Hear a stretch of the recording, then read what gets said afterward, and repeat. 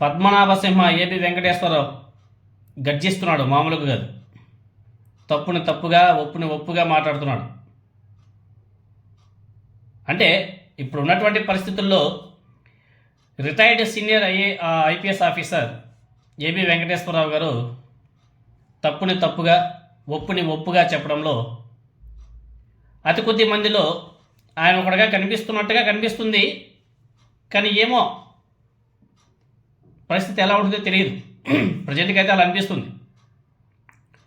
నిజానికి ఆయన చంద్రబాబు నాయుడు గారికి అత్యంత సన్నిహితుడు. గతంలో చంద్రబాబు నాయుడు గారి పాలనలో అత్యంత ప్రాధాన్యం కలిగినటువంటి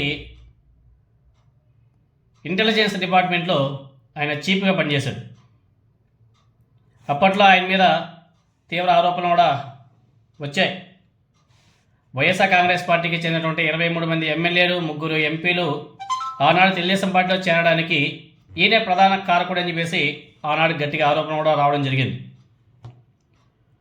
తర్వాత వైఎస్ఆర్ కాంగ్రెస్ పార్టీ అధికారంలోకి వచ్చిన తర్వాత ఏబి వెంకటేశ్వరరావుని ముప్పు తిప్పలు పెట్టింది వైసీపీ. పదవీ విరమణకు ఒకరోజు ముందు ఆయన్ను విధుల్లోకి చేర్చుకొని ఏదో ఒక డిపార్ట్మెంట్కి అటెండ్ చేసి ఇంటికి సాగనంపించేసింది. తర్వాత ఏబి వెంకటేశ్వరరావు వైఎస్ఆర్ కాంగ్రెస్ పార్టీ ఓటమికి ఆయన తీవ్రంగా కృషి చేశాడు. ఆయన కానీ నిమ్మగడ్డ కానీ చాలామంది కట్టగట్టి గట్టిగా ప్రయత్నాలు చేశారు, చాలా కష్టపడ్డారు. సో వాళ్ళు అనుకున్నది అయితే నెరవేరిపోయింది. కూటమి అధికారంలోకి వచ్చేసింది. వచ్చిన తర్వాత ఏబి వెంకటేశ్వరరావు గారిని పోలీస్ హౌసింగ్ కార్పొరేషన్ చైర్మన్గా నియమించింది కూటమి ప్రభుత్వం. కానీ ఆ పదవిని ఆయన స్వీకరించలే, ఆయనకు నచ్చలే. స్వీకరించకుండా వ్యక్తిత్వాన్ని కాపాడుకున్నాడు. తర్వాత ఆయన రాష్ట్ర సమస్యల మీద తనదైన రీతిలో ఇండిపెండెంట్గా మాట్లాడుతున్నాడు. ప్రధానంగా రాయలసీమ, ఉత్తరాంధ్ర సాగునీటి సమస్యల గురించి అవగాహన తెచ్చుకునేందుకు క్షేత్రస్థాయిలో పర్యటన చేస్తున్నాడు. అసలు సాగునీటి సమస్యల పరిష్కారంలో ప్రభుత్వ వైఫల్యాలను ఆయన ఎప్పటికప్పుడు ఎండగడుతూనే వస్తున్నాడు. మన ఇంకొక ఆయన కదా లోక్సత్తా జయప్రకాష్ నారాయణతో కంపేర్ చేసుకుంటే ఈయన ఎన్నో రెట్లు బెటర్గా అనిపిస్తుంది. ఆయనైతే వన్ సైడే కంప్లీట్గా. ఆయనతో కంపేర్ చేసుకుంటే ఈయన బెటర్. అదేవిధంగా వైఎస్ఆర్ కాంగ్రెస్ పార్టీ సీనియర్ నాయకులు, మాజీ మంత్రులు అంబటి రాంబాబు గారు, జోగి రమేష్ గారి ఇంటి మీద తెలుగుదేశం పార్టీ దాడుల్ని కూడా ఏబి వెంకటేశ్వరరావు గారు వెనకేసుకురాలే. ఆయన ప్రశ్నించాడు కూటమి ప్రభుత్వాన్ని, వ్యతిరేకించాడు ఆ దాడుల్ని. ఆంధ్రప్రదేశ్లో చంద్రబాబు నాయుడు గారి పాలన సరైన రీతిలో సాగడం లేదు అని చెప్పేసి బహిరంగంగా ప్రెస్ మీట్ల ముందు మాట్లాడుతున్నాడు. అలాగే రాజధాని అమరావతిలో 2వ విడత భూముల్ని సమీకరించడం మీద కూడా ఆయన నిరసన వ్యక్తం చేస్తున్నాడు.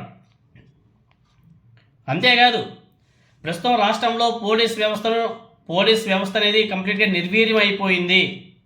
చంద్రబాబు నాయుడు గారు, లోకేష్ గారు కలిసి పోలీస్ వ్యవస్థను నిర్వీర్యం చేశారని చెప్పేసి తండ్రి కొడుకులు ఇద్దరిని కూడా గట్టిగా ప్రశ్నిస్తున్నాడు ఏబి వెంకటేశ్వరరావు గారు.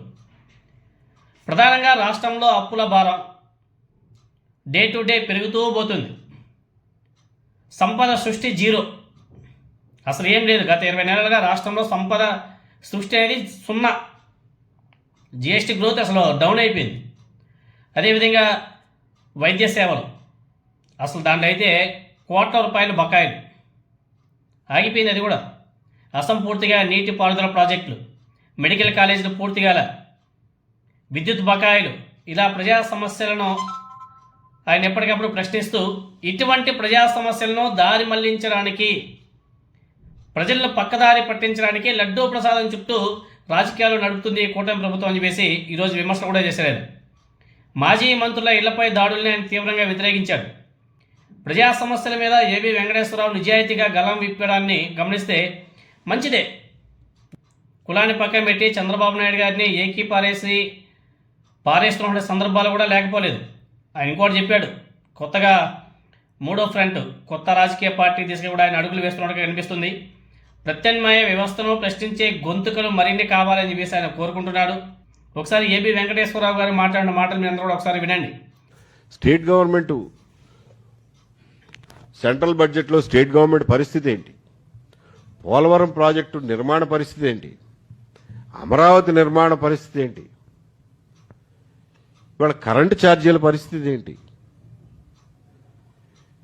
మనకు ఉన్నటువంటి 10 లక్షలు 12 లక్షలు మొత్తానికి ఏ లెక్క ఎవరు సరిగ్గా చెప్పట్లేదు, కానీ లక్షల్లో ఉన్నటువంటి మన రాష్ట్ర అప్పుల పరిస్థితి ఏంటి? అభివృద్ధి కార్యక్రమాలకు ఒక్క రూపాయి మిగలటం లేదు, దాని పరిస్థితి ఏంటి? హాస్పిటళ్ల పరిస్థితి ఏంటి? వైద్య రంగం పరిస్థితి ఏంటి? ఆ 17 కాలేజీలు కట్టాలి ఇప్పుడు, మెడికల్ కాలేజీలు, వాటి పరిస్థితి ఏంటి? వీటి గురించి ఎవ్వరూ ఏమీ మాట్లాడే పరిస్థితి లేకుండా ఈ పనికిమాలిన ఘర్షణలు, పనికిమాలిన వాగ్వాదాలు, వీటి మీదే మీరు చర్చలు, టీవీ డిబేట్లు, పేపర్ల నిండా, సోషల్ మీడియా నిండా, ప్రజల మనసుల నిండా, మస్తిష్కాల నిండా నింపేసి మమ్మల్ని ఇంకా వేరే ఏది ఆలోచించకుండా, మిమ్మల్ని ఏమీ అడగకుండా, ఏ విషయంలోనూ ప్రశ్నలు లేవనెత్తకుండా చేస్తారా? ప్రజల్ని దృష్టి మరల్చడానికి, మభ్యపెట్టడానికి,